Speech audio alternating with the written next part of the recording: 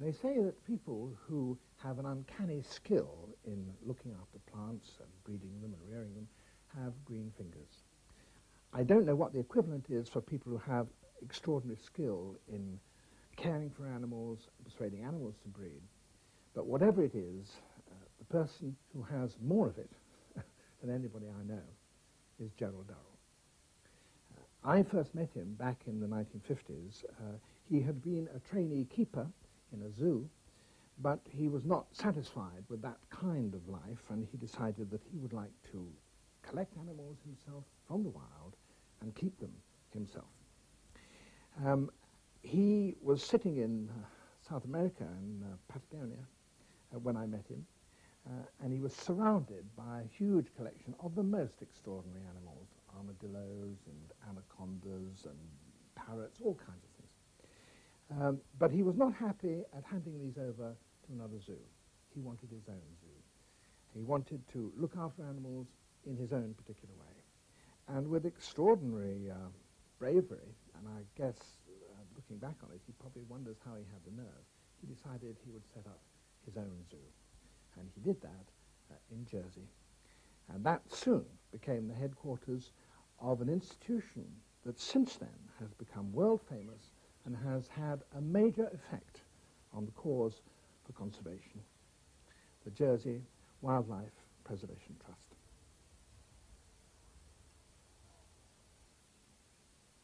Inside me, I am 12 years old, and yet I know that outside me I'm disintegrating like an oak tree. And I also don't believe in me, whereas other people do believe in me. I don't think that I'm famous. I don't think that I've done anything very remarkable. And so it embarrasses me when people sort of overload me with praise and so on. I think I don't deserve it.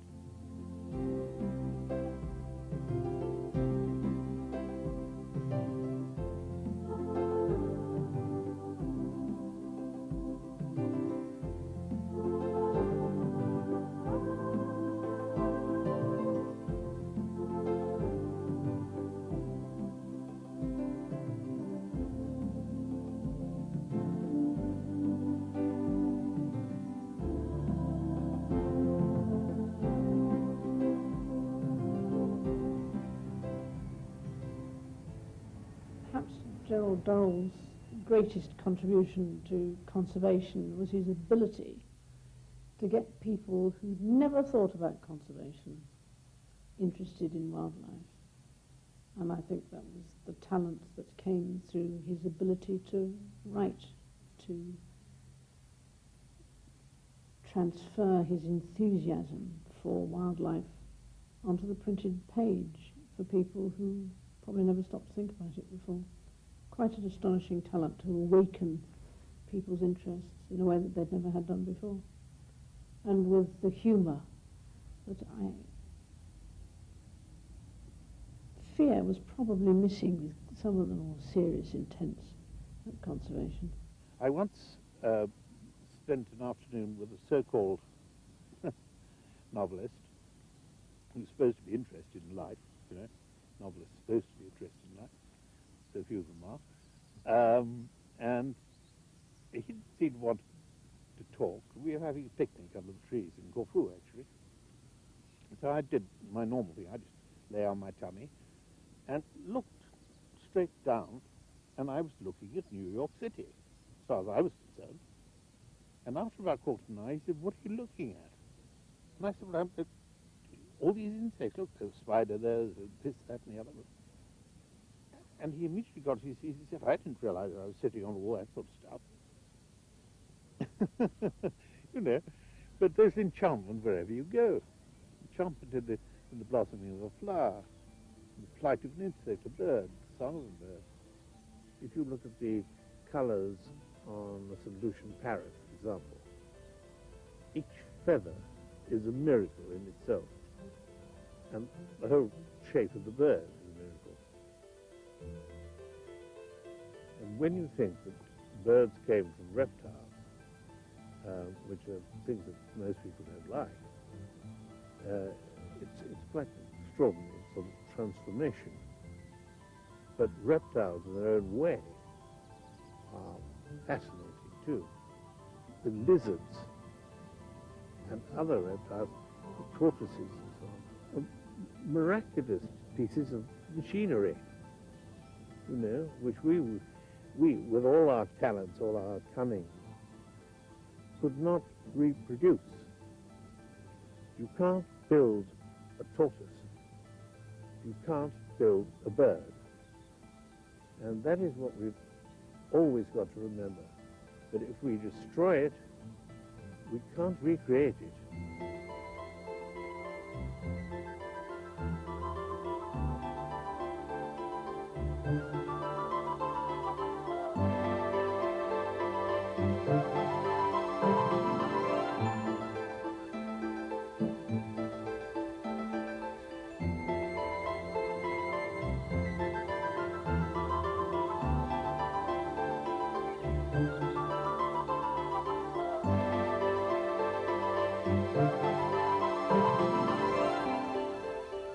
I don't think anybody would believe this, but I am actually shy. When I was, 16, I suppose, I took up smoking because it gave me something to do with my hands when I entered a room full of people because I was shy. It was a silly thing to do. Animals don't demand anything of you. People do. And I think that's where shyness creeps in, because with people, you have to be on your best behavior, or you have to do this, or you have to do that. Animals accept you exactly as you are, and you don't have to put on any show for them. I think that's probably what made me feel more comfortable with the other animals. He had this idea, apparently, that he wanted his own zoo when he was 6. Then the whole idea of conserving wildlife, which got introduced into his idea of the zoo very, very early on, way before anyone else thought of it. It was an extraordinary achievement. And then in 1959 he opened this place. And now, and I'm hearing this more and more because I've got quite interested in zoos, the other zoos in the world are regarding this as the model. In his younger days, he really was an animal collector, and perhaps some people would say, he was one of the destroyers. He went around collecting these animals. So-called David Attenborough in Zoocraft, David Bellamy making programs about plants, and gathering them up and enthusing about them, and making people want to go and see these things. But he is so understanding. I mean, he understands society. He was part of a family, and he understands that every organism he looks at is part of another family, and he's got to be able to understand that family life before he can impose any form of captivity. I'm the most uneducated man in the world, probably. I never went to school. I never passed any exams. Any qualifications that I have are entirely spurious, because they've been given to me by universities or whatever. But I decided that what I wanted, since I knew that I was totally uneducated, I wanted a life with animals, and I wanted to see the world. And the only thing that presented itself to me at that time was to become an animal collector, which is what I did. And it was by doing that that I learnt about the world and the destruction of the world and so on. And that gave me the motivation to start this place. Up till then, I thought that zoos were simply convenient places which contained a lot of animals for my edification. I didn't realize that they had a purpose. And even the zoos didn't realize that they had a purpose in those days. When we first started, of course, we had virtually no money, and we had to build cages out of chicken wire, old crates, anything. And we also had a variety of animals to try and bring people to come and see what we were doing and hopefully support us. They were not necessarily animals that were in urgent need of help. Things like tapirs, peccaries, and so on. But in those days, we never knew where the last penny was coming from.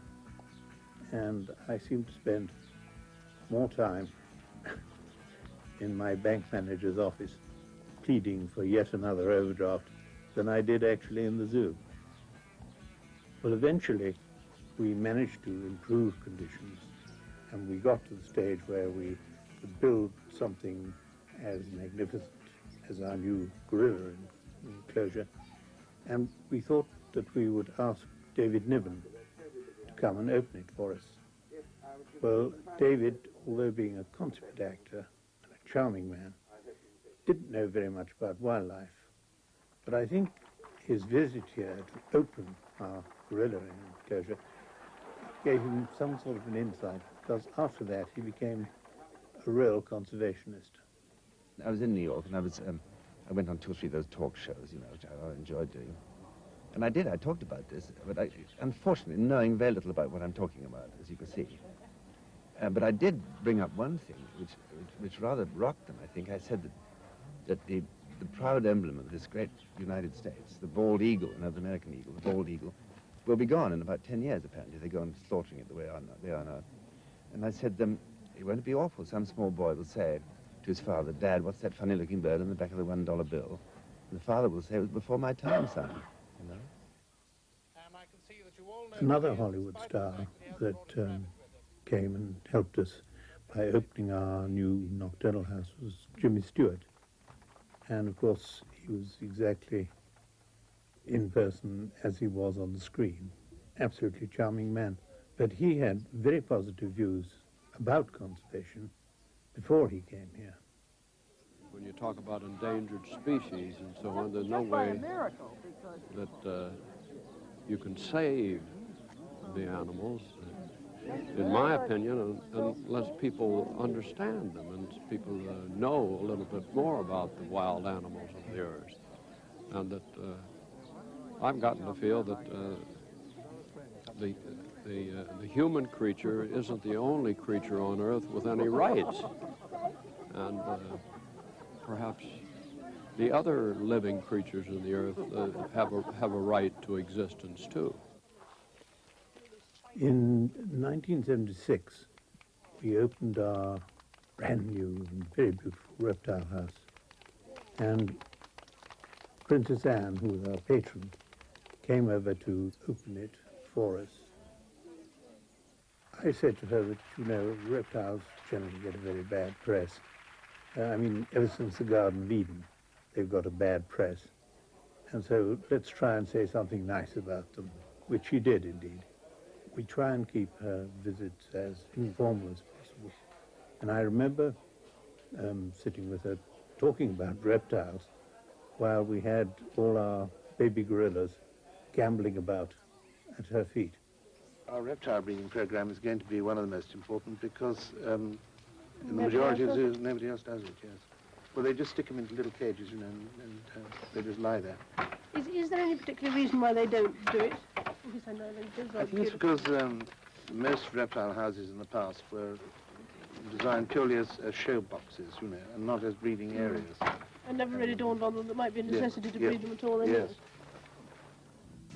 Jeremy Mallinson, of course, came here for a temporary job. That was 30-odd years ago. And he is now our zoological director, and with his, what I call his Duke of Wellington nose, which is very impressive. He goes around and makes sure that every animal is treated properly, because he treats all animals as though he'd given birth to them himself. Apart from our working relationship in the zoo, we have a very personal relationship, friendship. In fact, he was the best man at my wedding. I've been one of his disciples. I'd hate to tell him that, but I've been one of his main disciples for over 34 years now. His vision is absolutely fantastic and obviously integrity. He expects impeccable manners, expects absolute allegiance, high motivation, and also great enthusiasm. I think people with that enthusiasm, it's rather like canker rots the whole damn system. So certainly he expects a very professional job from everybody he involves himself with. John Hartley came to us straight from school, and of course he went through all the different animal sections in the zoo, and eventually ended up by being my personal assistant. He's been on expeditions with me all over the world. There are, of course, two sides to a person like Gerald Durrell. You know, there's this affable, humorous side, but one also has to remember that he's an artist, and he has a flash point, and there are times when that flash point is fairly low. I think a short fuse is the... perhaps the best way that one can describe that is we will occasionally get a letter which will really make him extremely angry. And he will call in Joan, his secretary, and he'll dictate a reply.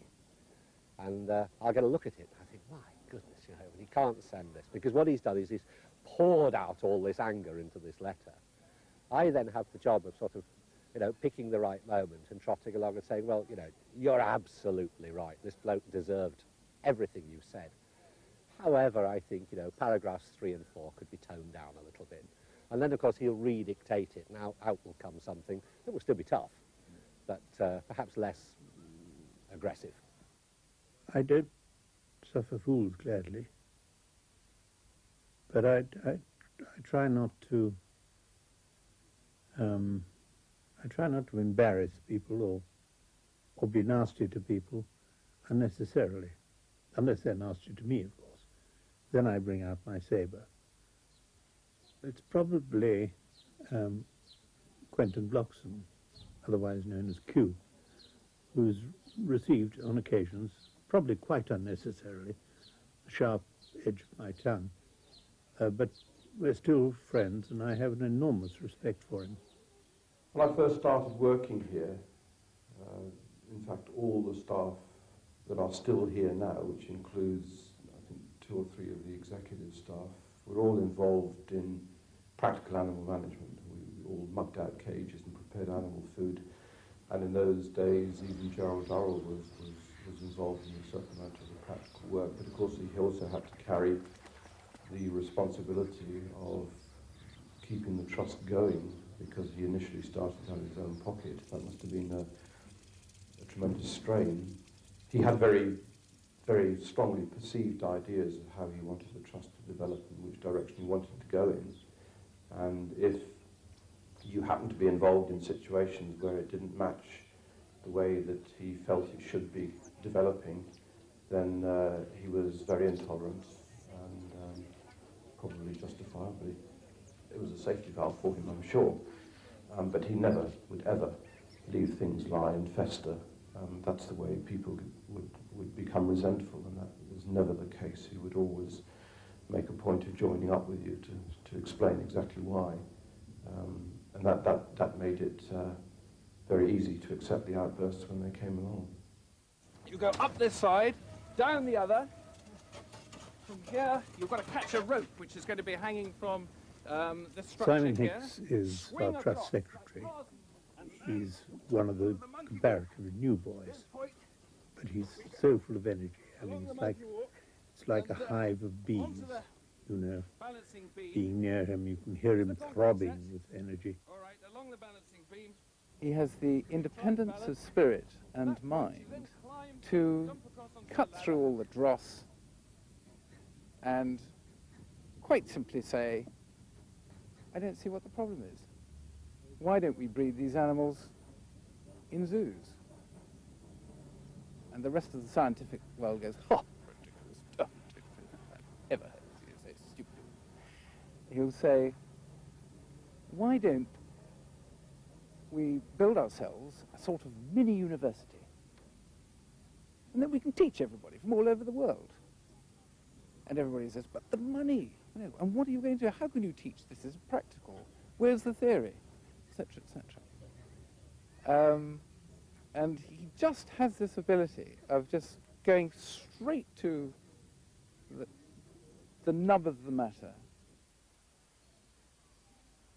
I thought to myself that there were some animals which were so on the brink of extinction that what they needed was a sanctuary. And whether the sanctuary was here in Jersey or in Africa or wherever, it didn't matter. But what they needed was the protection of captivity. Captivity is a very unfortunate word. I hate it. But that's the only way I can explain it. In order to give them security, the advantage of veterinary services, unfailing food supplies, and so on. And the only way you can do that is by keeping them in captivity. And there weren't enough people doing that. In fact, there was practically nobody doing that. And so I decided that that was the way we would have to go.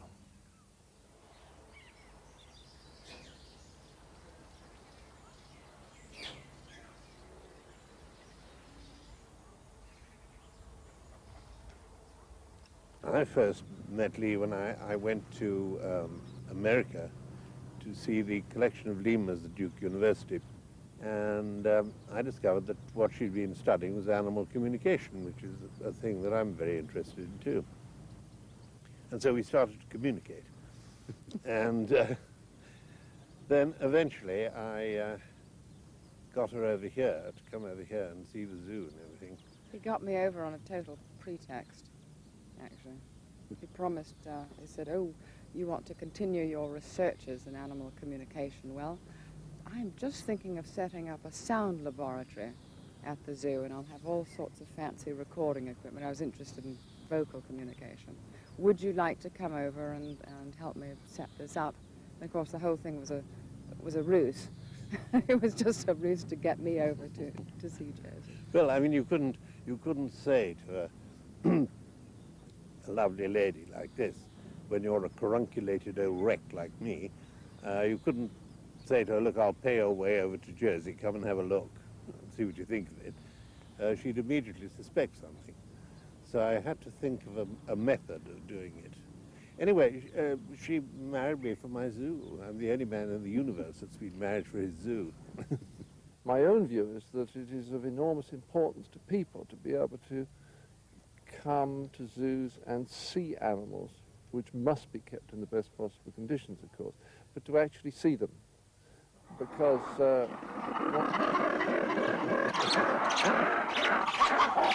giving a warning to the guys across the river.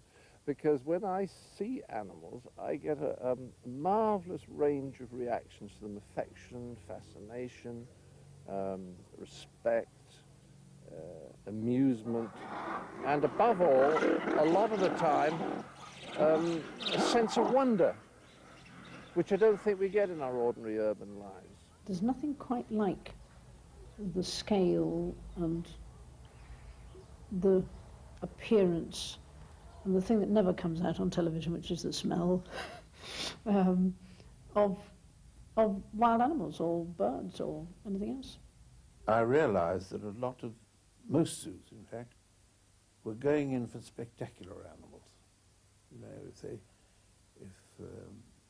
they had elephants, they had rhinoceros, they had giraffe, they had all these things.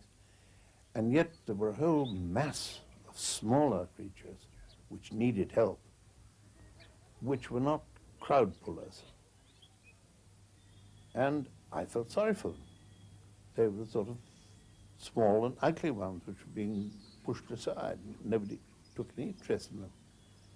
So I decided they needed a bit of help. We do, of course, have certain crowd pullers ourselves. I mean, we have a lowland gorilla family, which the public like enormously, particularly the male, Yambo.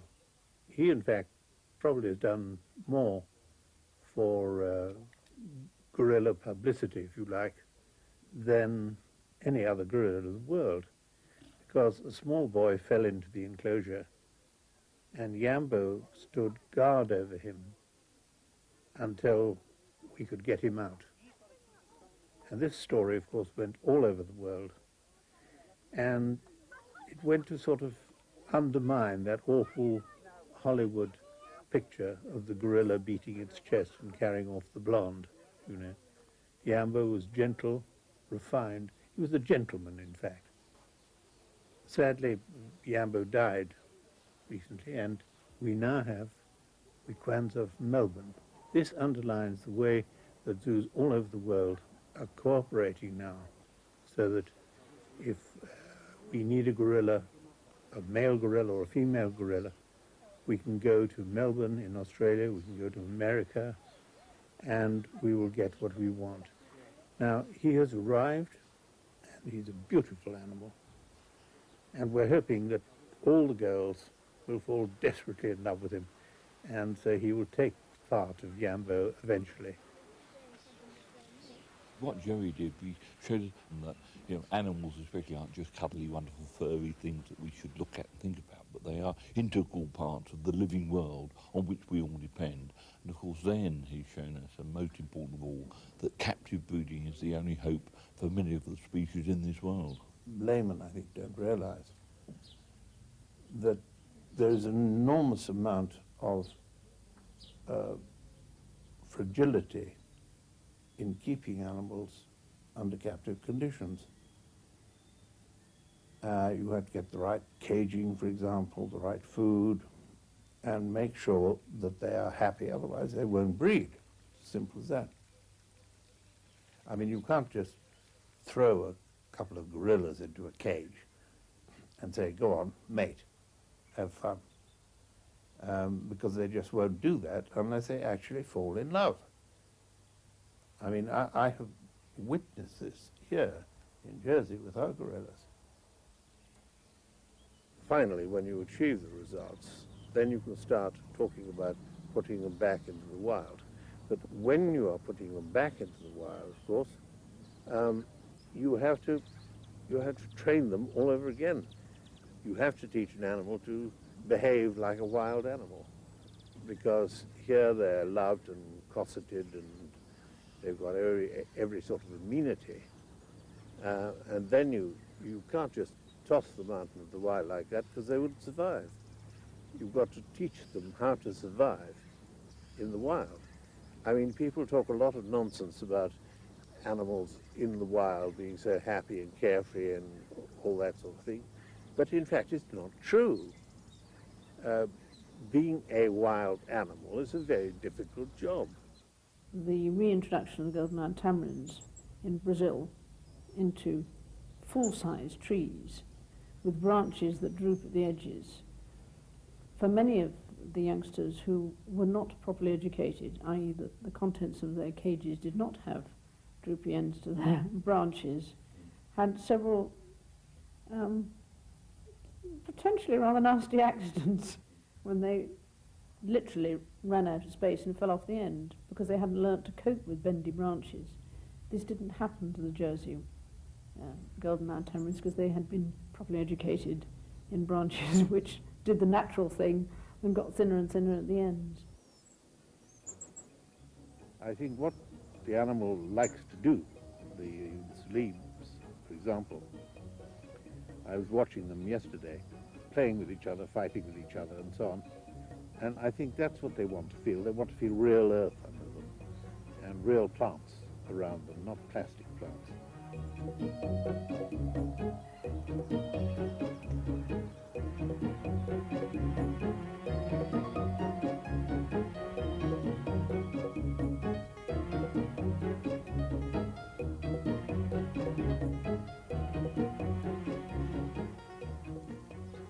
I think one of the greatest highlights happened quite recently when I went to Mauritius to see our pig, pigeon and kestrel breeding there. And I went up to the camp where the boys in the field were working in the forest. And while we were sitting there having a mug of tea, what should come and sit in the tree above me but a pink pigeon wearing the band that we knew was the band of one of the birds that we'd actually bred here in Jersey. Now that was an enormous thrill, enormous thrill. When we first started with our captive breeding of pink pigeons, both in Jersey and here in Mauritius, we had to go for mass production. We had to get, with such a rare bird and such small numbers. And so we had to use foster doves. When we came to the release, apart from the problems that we have up here of monkeys taking nests and eating eggs, rats is a very large problem for us.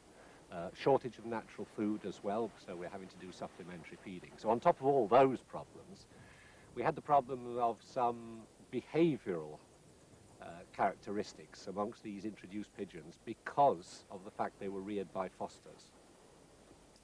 So to address that, we then had got the captive population up to reasonable numbers. So we could afford to persevere with parent rearing in captivity. And so then we took out some of the released birds, and now we have 24 birds, adults, up here at Plainlièvre, about half reared by fosters and half parent reared.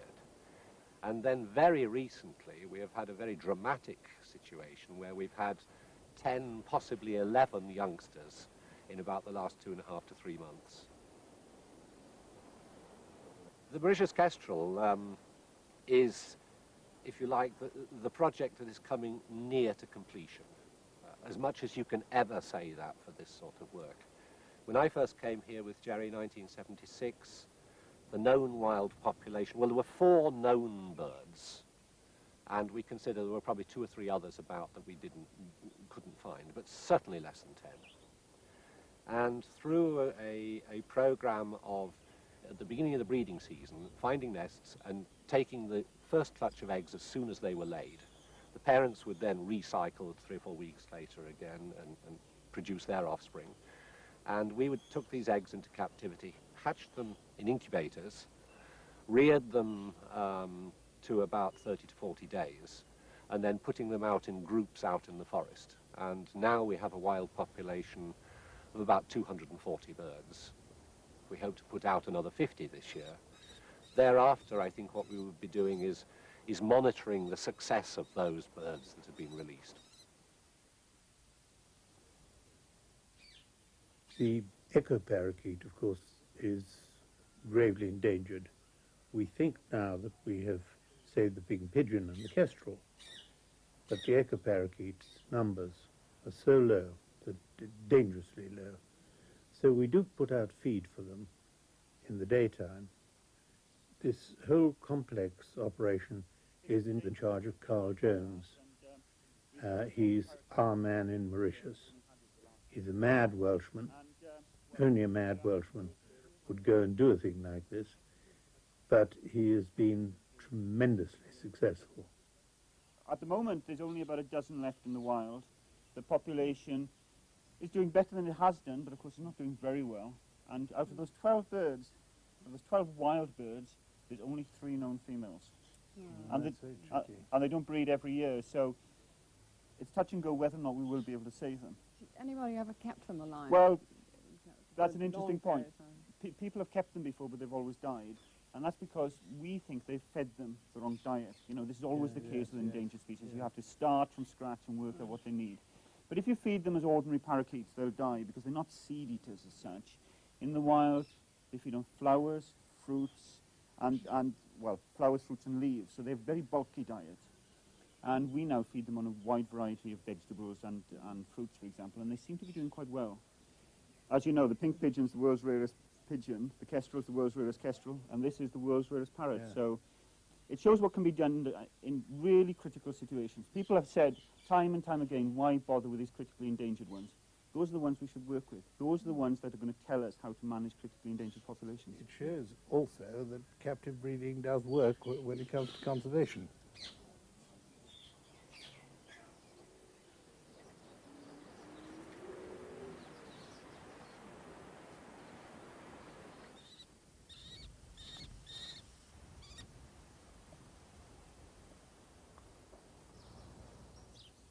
Our international training centre is something quite unique.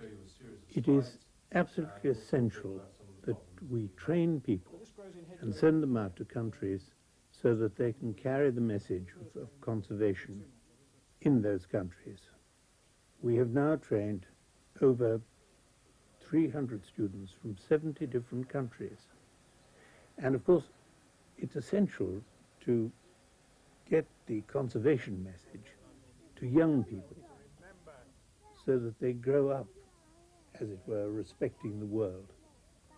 And this is what we're doing the whole time. We're teaching the youngsters here in Jersey. You're beginning to see a growth and a spread of the influence of what is available, the experience, the pool of knowledge that's available in Jersey being spread through its training centre around the world. And hopefully you just draw attention to what can be achieved and the amount that people are actually doing in order to bring those changes about. You'd be surprised how much we can achieve with what many people would consider to be very modest sums.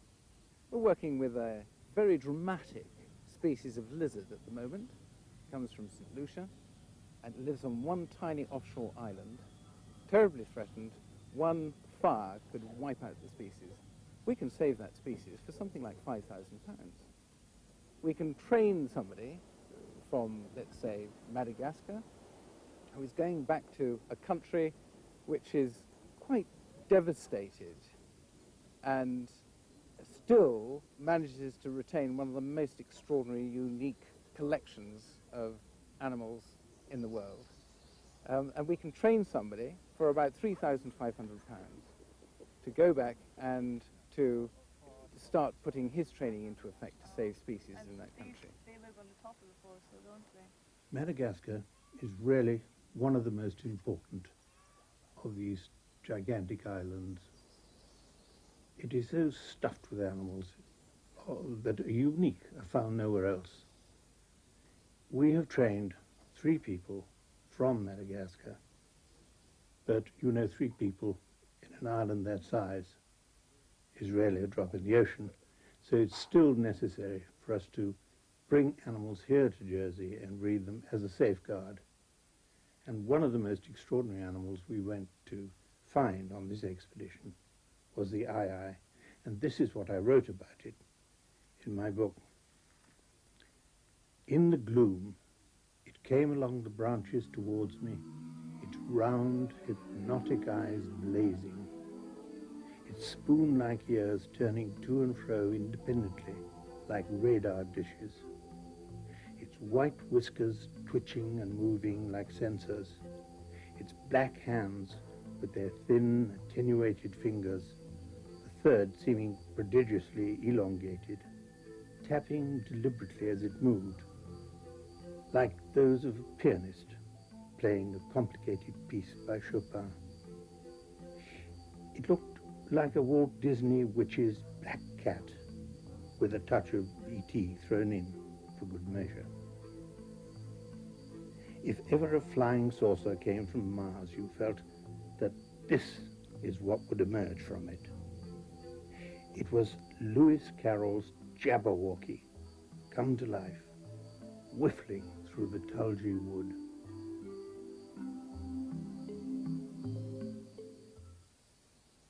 Madagascar, biologically speaking, is one of the most important areas in the world. Certainly the animals that we're most interested in are practically 100% of them are found in Madagascar and nowhere else in the world. These are the mammals and the reptiles. But the problem there, of course, is the number of human beings.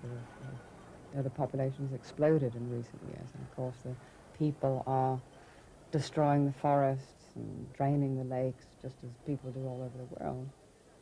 To find the I mean, the best known populations of this animal are up in the northeast of the country. It's gravely endangered, we think, for several reasons. One is deforestation, of course. The other is it's considered by some of the Malagash to be a magic animal, and so they kill it for that reason. But it also comes into their coconut plantations and chews their coconuts up, and so they kill it for that reason too.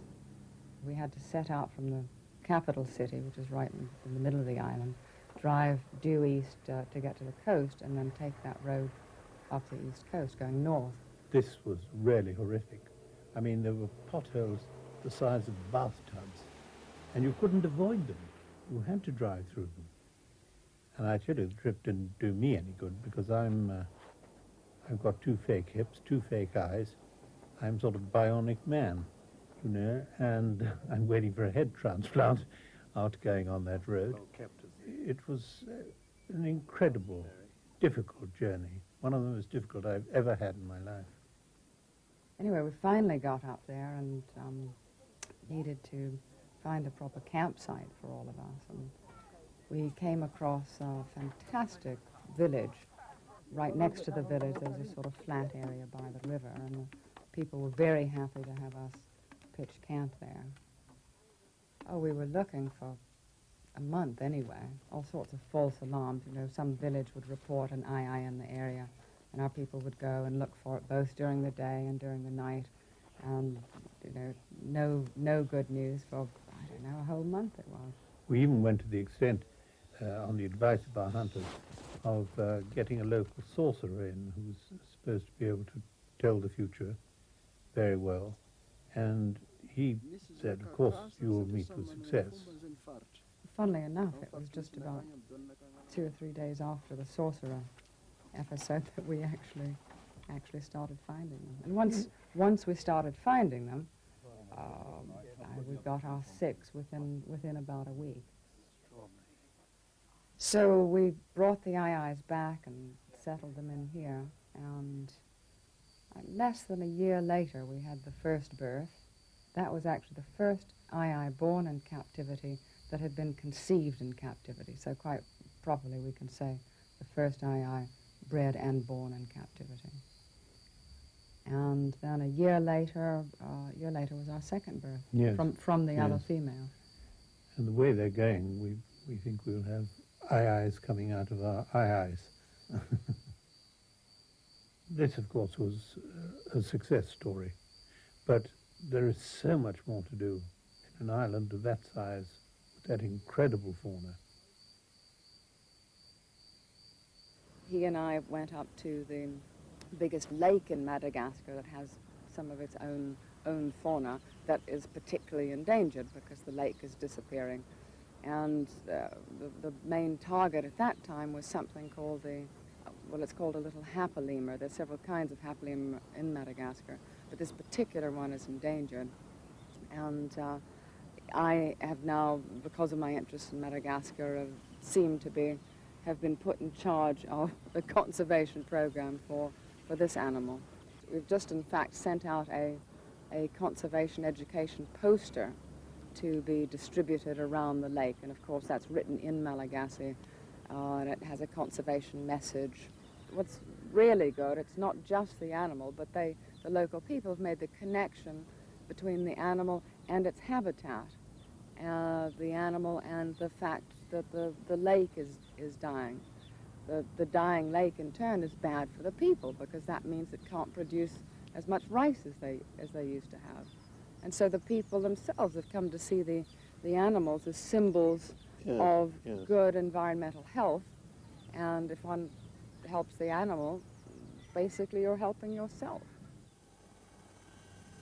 The next stage, as far as we're concerned, is to try and save the habitats of the creatures that we are looking after in Jersey, so that we can, at some future date, return them. We're particularly proud of what we've achieved in saving Round Island, which is an island that lies north of Mauritius. At one time it was wooded right up to the peaks here with hardwoods, palms, beautiful vegetation, some of it endemic to the island.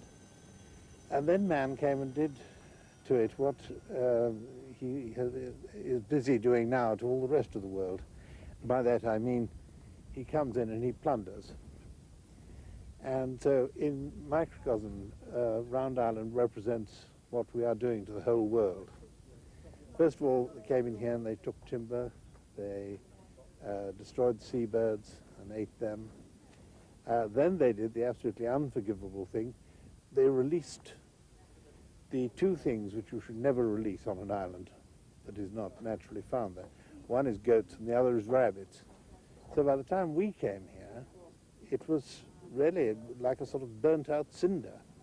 So the first thing, obviously, that we had to do was to, first of all, rescue the reptiles that you found here, which you found nowhere else except in the mascarenes. And in order to get those away, so that even if the island decayed and fell apart and we couldn't save it, at least we did have these animals still with us. So we got the reptiles off, and we got some of the plants off, and the palm trees off. And then we set about the job of eliminating the goats and the rabbits. We were helped in all our endeavours by not only the Mauritian government, but the New Zealand government, the New Zealand Navy. We had the most extraordinary people helping us. Finally, we got rid of the rabbits and we got rid of the goats, and now the whole island is starting to come back slowly but slowly. And I reckon probably within the next 30, 50 years, we'll get it back, not quite exactly what it was, but a pretty good representation of what it was. We've saved a little bit of the world and its content. You know, everyone keeps talking about us as a zoo. Well, all right, so we are. We're a collection of animals, and the collection of animals automatically becomes a zoo. But we have now widened our horizons. We're now going out and trying to save the habitat and the places where these animals that we are breeding in captivity are naturally found, so that we can then return them to the wild, save them, breed them, keep them safe, at the same time try and preserve the habitat, and then if they're still there to put them back into, put them back there.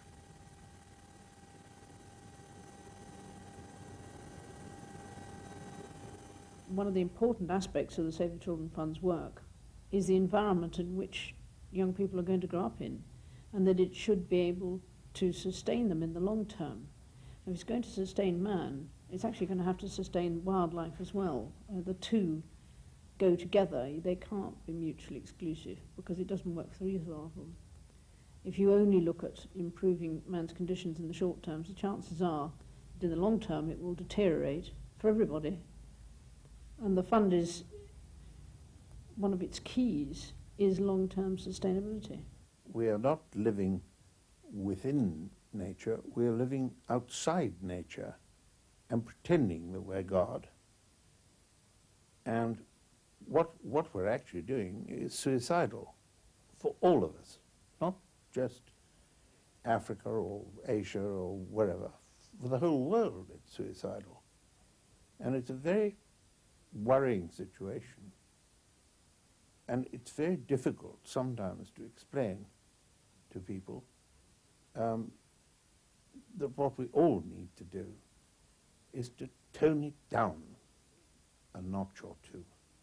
I've seen so many prophecies of doom in the last 30 years that have not come to fruition, that I'm beginning to think we just have to hang on, because the wonderful thing about life is you never ever know what's going to happen next. I mean, nobody foretold 3 years ago what was going to happen in Russia, you know, and everything is so unpredictable. And that's kind of fascinating. So I think there's hope, and the thing is to hang in there and do what we can in the meantime, in the hope that something unforeseen and good is eventually going to happen. I'm not an optimist by nature, I don't think, but I can't not believe that if you provide the right sort of information for people, that they will in fact learn what is practical. And they will also learn what is necessary. And what is necessary is that we have to share what we have and keep that balance. And that will require an effort from us as well. I think in the early days everybody thought I was a nut. Conservationists didn't believe in zoos, and in those days quite rightly, because most zoos were very bad and they weren't contributing anything to conservation. And so if you mentioned captive breeding to a conservationist, he'd go white and faint. So when I said, I think that zoos are important and they should be doing this kind of work, i.e. what we are doing here now, I don't think half the conservationists in the world believed in it. But now, 30 years later, all the conservationists in the world have agreed suddenly that captive breeding is of great importance. And it's to me, it's miraculous. It's marvelous. It's wonderful. But why did it take so bloody long?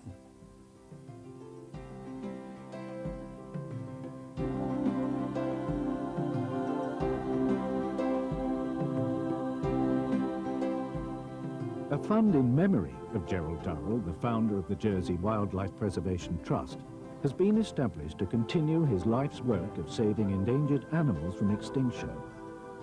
If you would like to contribute to the Gerald Durrell Memorial Fund or require further information, please write to the Trust Secretary, Jersey Wildlife Preservation Trust, Les Augres Manor, Trinity, Jersey, JE3 5BP.